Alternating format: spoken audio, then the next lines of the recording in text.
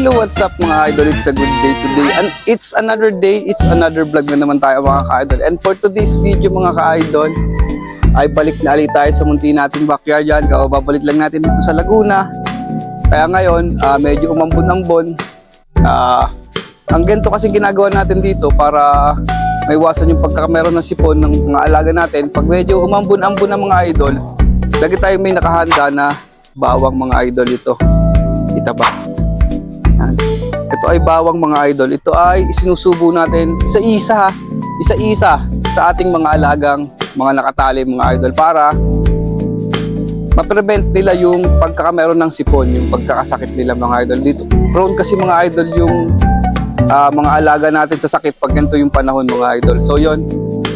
At yung everyday routine naman natin mga idol, yung pagpapainom sa mga alaga natin. Siyempre lagi tayong may dalang yan, merong tubig na may sabon. Ito naman mga idol ay para mahugasan yung kanilang painuman mga idol. Kung makapansin mo yung mga kulay blue, araw-araw natin nililinisan yan mga idol.